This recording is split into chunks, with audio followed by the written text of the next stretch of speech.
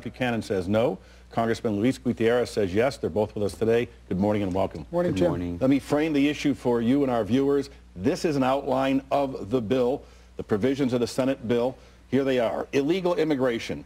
Allow nearly all of the estimated 12 million undocumented immigrants who entered the country before 2007 to apply for a Z visa that would permit them to live and work in the country as long as they pay a series of fees and renew their visas every 2 years. Applicants must pass a background check, remain employed, and receive a counterfeit-proof biometric card. 2, temporary workers. Create a temporary worker program that would grant a 2-year work Y visa, renewable twice, as long as foreign workers leave the country between each period. Through a mostly merit-based point system based on education, job skills, market needs, and English proficiency, immigrants can work toward receiving a visa, allow as many as 600,000 foreign laborers a year into the country. Lastly, the border. Make provisions above contingent on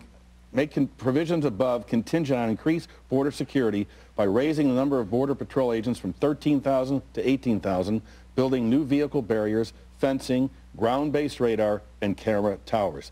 Pat Buchanan, what's wrong with that? Well, what we have, Tim, is amnesty pure and simple. You've got 12 to 20 million illegal aliens in this country, massive criminality being rewarded with blanket amnesty and put on a path to citizenship. I think that is outrageous in a nation that's supposed to be built on a rule of law. The businesses that hired the 12 million get automatic amnesty. I think you do this, and the whole world is watching. I think that will be the beginning of a massive invasion of this country by a third world, Tim, that adds a new Mexico, 100 million people every 18 months.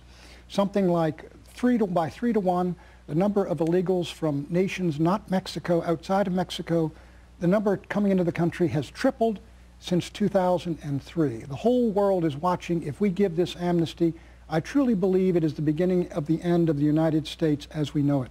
George W. Bush, hardly a liberal Democrat, has heard arguments from you and others, and this is the way he has responded. Let's listen. This bill is not an amnesty bill. If you want to scare the American people, what you say is the bill's an amnesty bill. It's not an amnesty bill.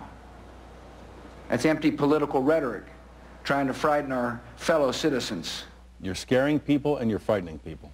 Well, that's preposterous. Look, if you got 12 million people here illegally and you make them legal in 24 hours, and you got millions of businesses that have hired them and they get amnesty and no prosecution and punishment, that's amnesty, Tim. That's all it is. The President of the United States, quite frankly, does not have great credibility on this issue because he has failed to enforce the borders of the United States. The Constitution of the United States obligates the President to defend the states from an invasion. The President himself says in his first 5 years, 6 million people tried to break into this country.